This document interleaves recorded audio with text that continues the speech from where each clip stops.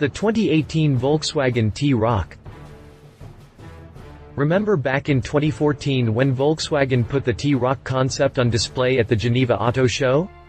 Well, you should, because it was one of the few VW concepts that we could actually appreciate and the one that we really looked forward to seeing in production form.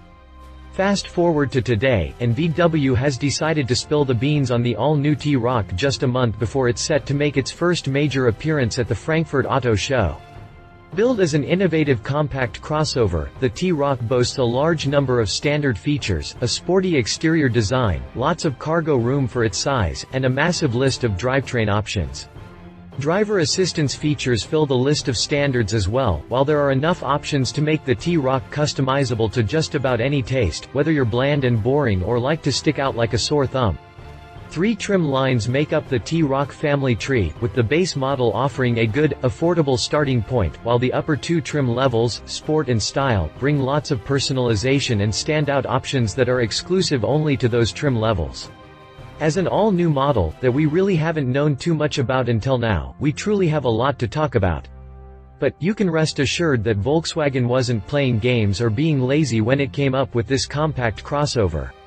It's very well thought out, full of all the goodness that should drive sales and should certainly stand out in the very crowded segment for which it now resides. So, with that said, let's dive on in and talk all about it. You never know, this just might be your next new car. Official video. Exterior. The exterior is defined by its bold, sharp lines with almost every bend or crease precariously angled just right, like the design was simply meant to be.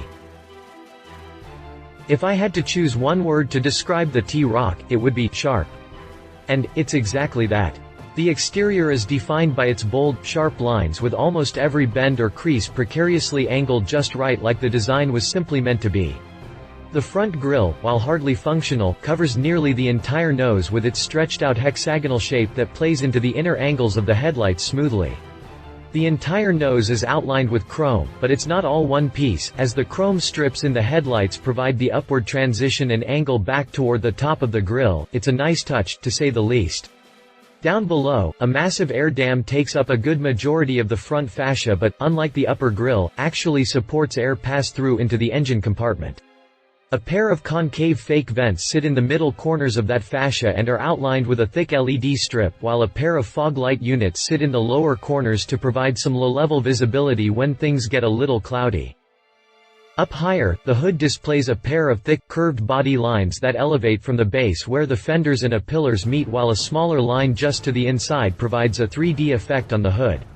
Massive fender flares make up the front wheel arches and also feature similar body lines follow the contour. While the fender flares don't lead into the side profile higher up, they do bleed into the concave section at the bottom of the doors, that creates a smooth, recessed rectangle between the front fenders and the rear quarters. To the rear quarters are far less pronounced and only feature the sharp contour line to go with a mild crease that is in line with the crease that resides above the door handles. Above the waistline, the T-Roc has a completely unique look compared to its larger siblings, the Touareg and the Tiguan. The roof is graded with a slight slant to the rear, while a chrome strip encompasses the top of the doors as well as the upper and rear sides of the C-pillar. Unfortunately, the T-Roc doesn't seem to have that removable roof as seen in the original concept. However, it does prove better functionality with the luggage bars up top. Unfortunately, the T-Roc doesn't seem to have that removable roof as seen in the original concept. However, it does prove better functionality with the luggage bars up top.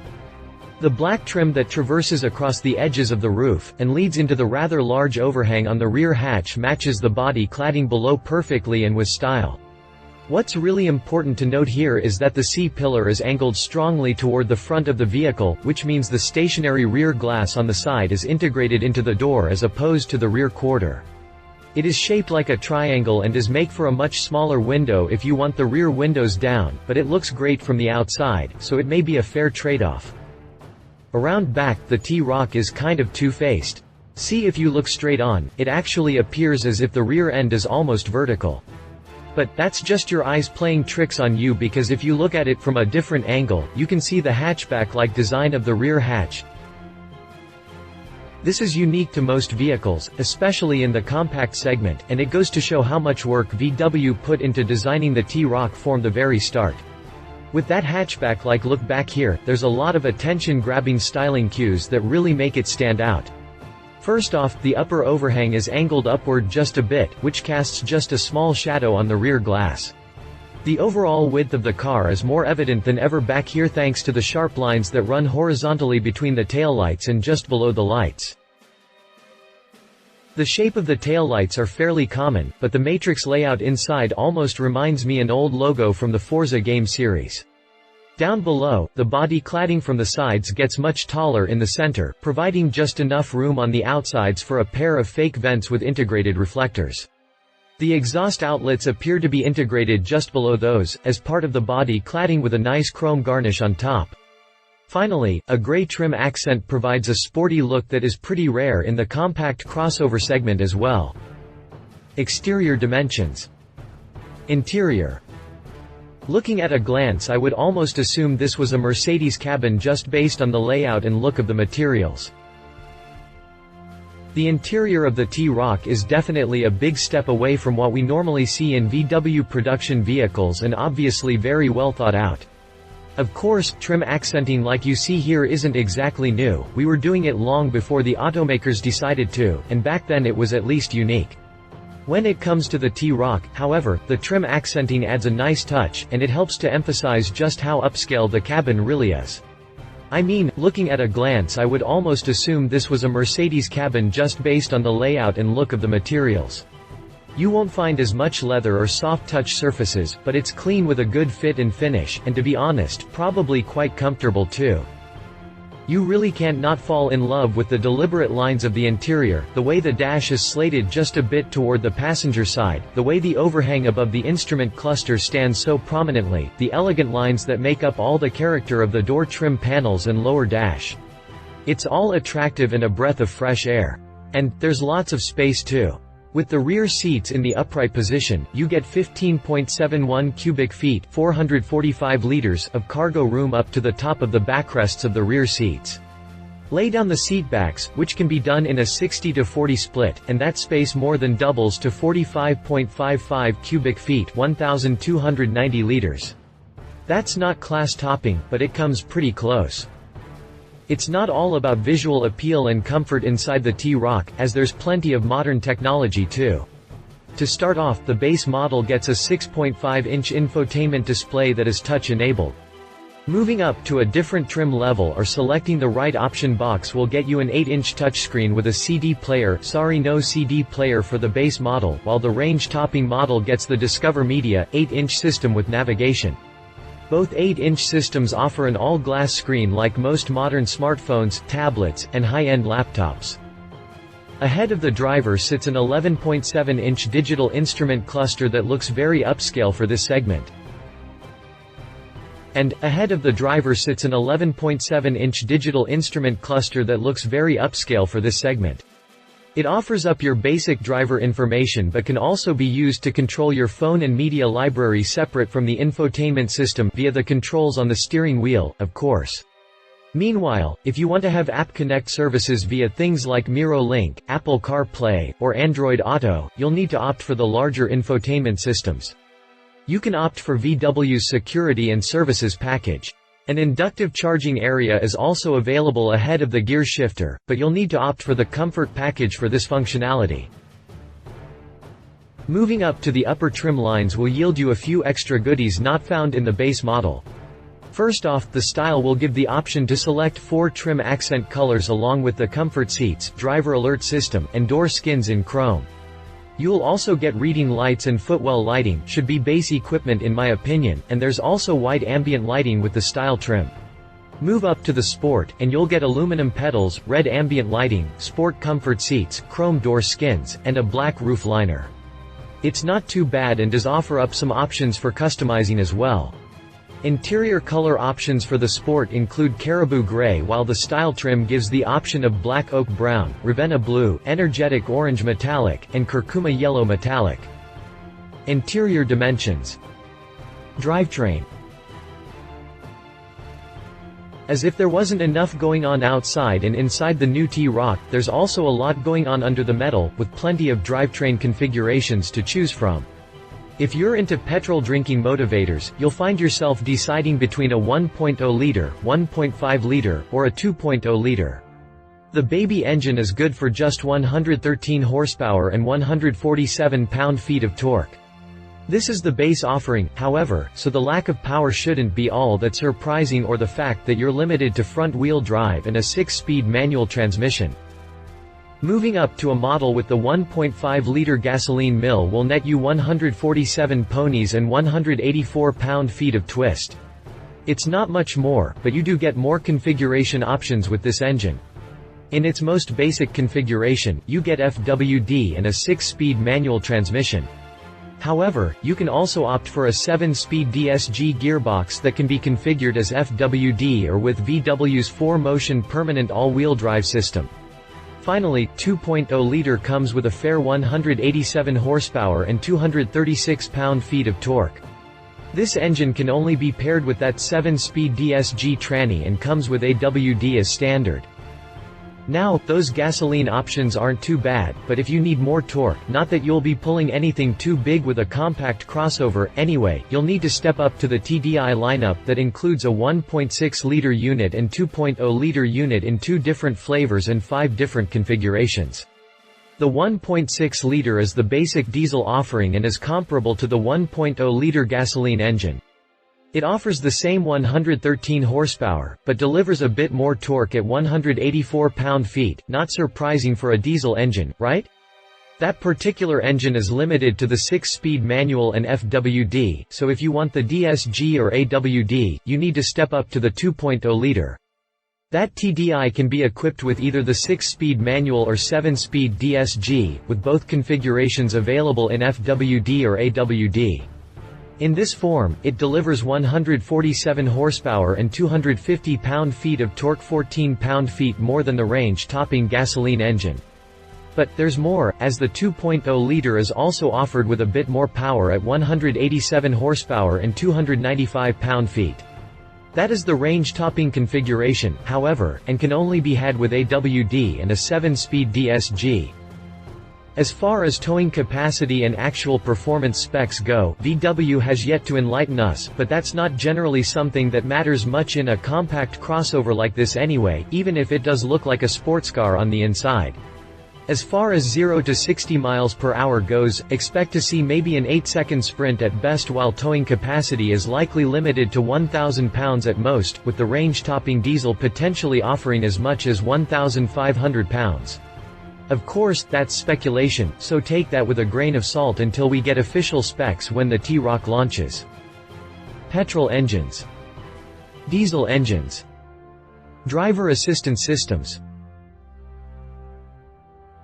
Some automakers will make you pay extra for any kind of assistance system, but fortunately, that isn't the case with the T-Roc.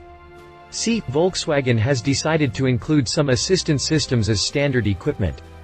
These include city emergency braking, front assist monitor with pedestrian monitoring, lane keep assist, and automatic post-collision braking should an accident actually occur.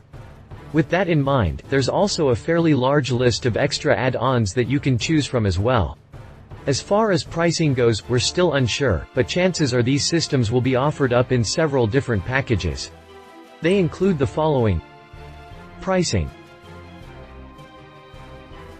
The T-Roc will be VW's smallest SUV offering and will slot in the lineup below the Tiguan.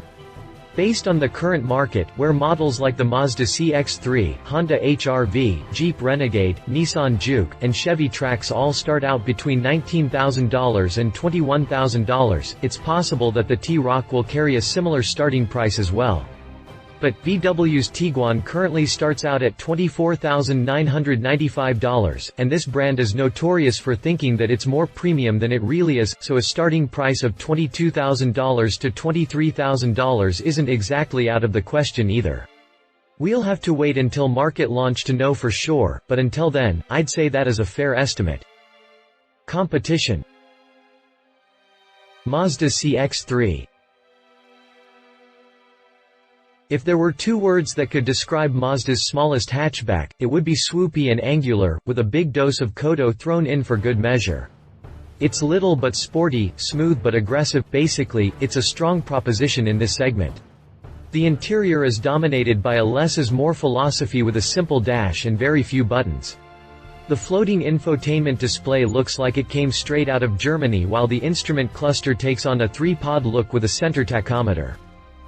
The CX-3 is available in 3 trim levels, but unlike other models in Mazda's lineup, the Touring and Grand Touring models feature the same engine as the entry-level Sport trim.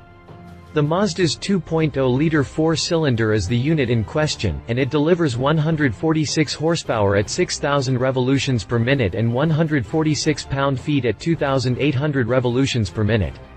Front-wheel drive is standard equipment, while Mazda's IACTI VAWD system is available as an option. A 6-speed automatic handles shifting duties. As of the time of this writing, the CX-3 starts out at $19,960 in Sport trim, $21,960 in Touring form, and $24,990 in Grand Touring form. Learn more about the Mazda CX-3. Nissan Juke. The Nissan Juke is a funky little SUV that resides at the very bottom of Nissan's SUV lineup. Be that as it may, one could argue that it's also the one with the most heart. It's been the subject of countless conceptual designs over the last 6 years and has proven itself as versatile, with the range-topping trims wearing a Nismo badge. It's sporty on the outside with what has to be the steepest roof slant on any model available, while the interior has a bit of a retro feel to it. It's a nice combination, really. Under the hood, you'll find a 1.6-liter 4-cylinder in all trim levels, with the S, SV, SL, and Nismo trims all come with 188 horsepower and 177 pound-feet of torque on tap. Step up to the range-topping Nismo, and you'll get a little bit more with 215 horsepower and 210 pound-feet of torque. Pricing starts out at $20,250 for the S trim, $22,550 for the SV, $25,240 for the SL, $24,830 for the Nismo, and $28,020 for the Nismo RS.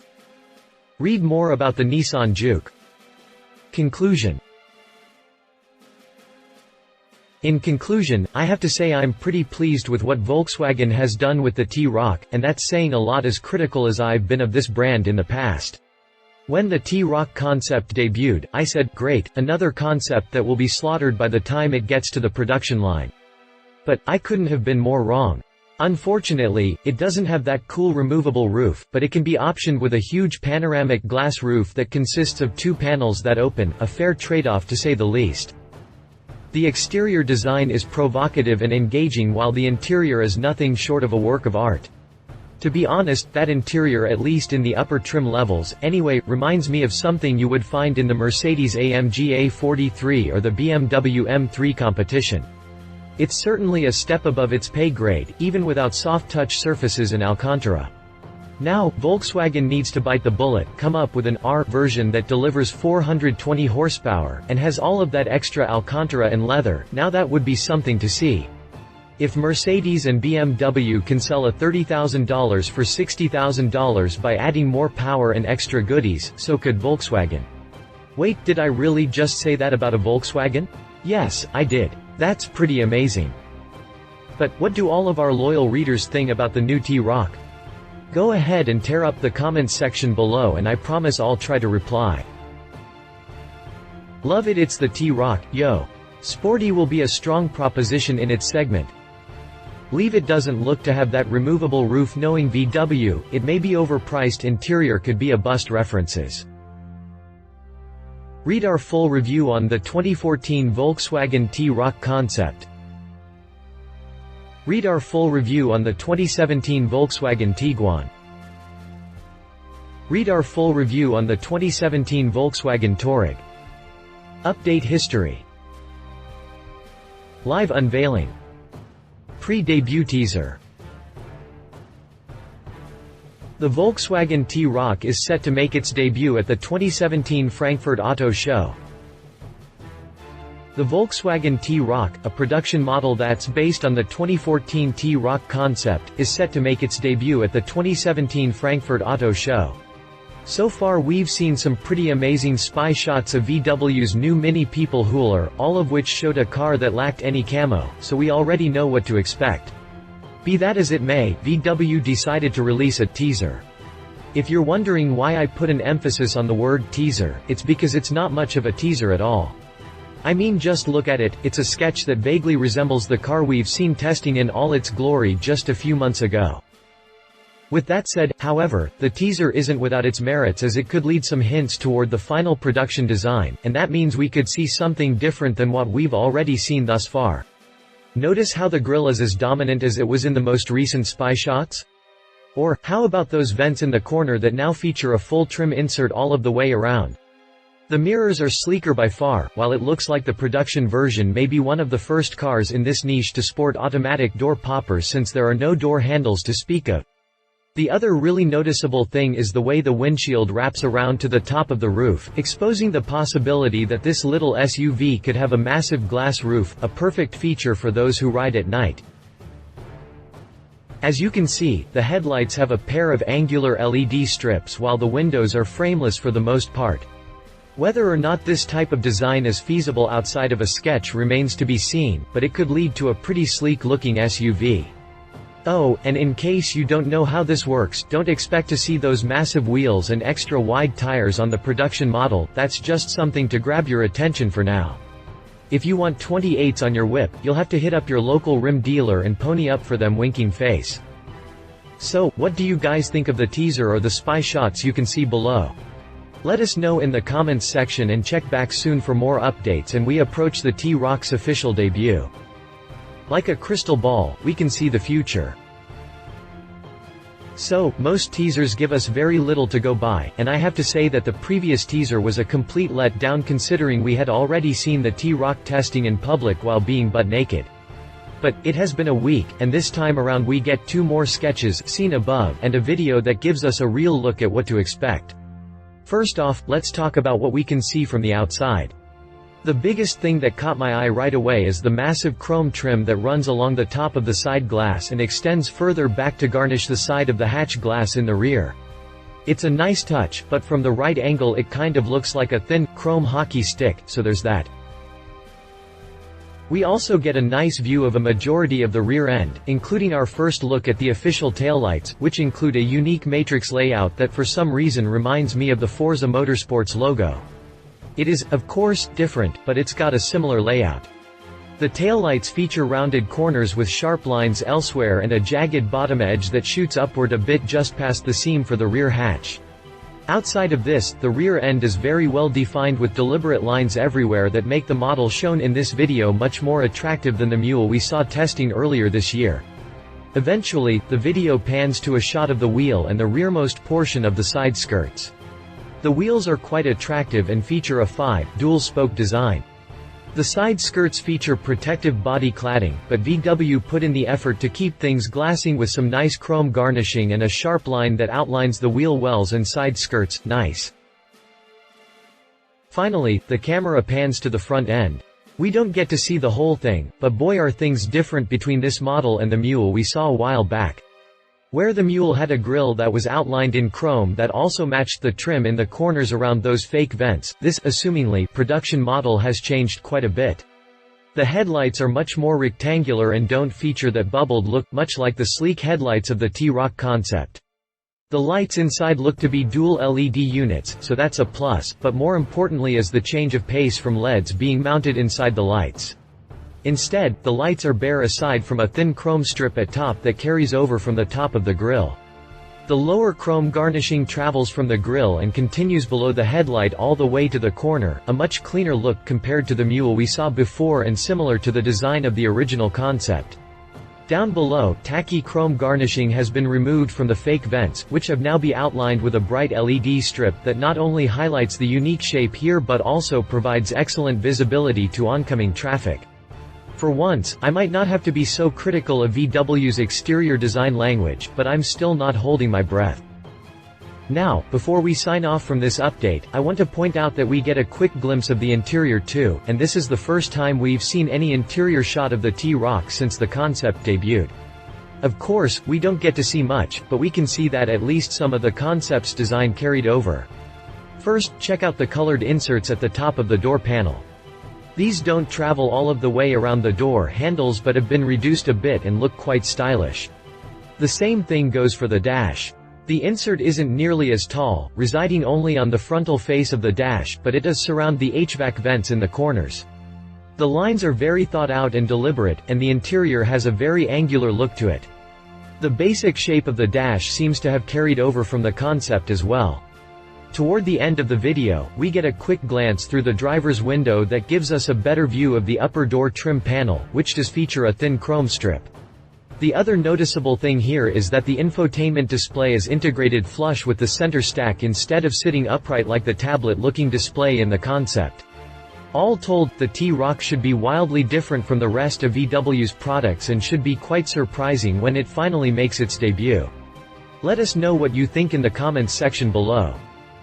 Update August 16, 2017, Volkswagen has released more teasers prior to its debut. There's a sketch of the T-Roc's rear end and another sketch of the side profile to go with a new video that gives us our first official glimpse at the interior and exterior. Check out the teaser section below for the details. Update the 10th of August 2017, Volkswagen has released its first teaser of the upcoming T-Roc in the form of a sketch. Check it out for yourself in the special teaser section below. If you liked this video, please share your thoughts in the comments below and don't forget to hit the subscribe button.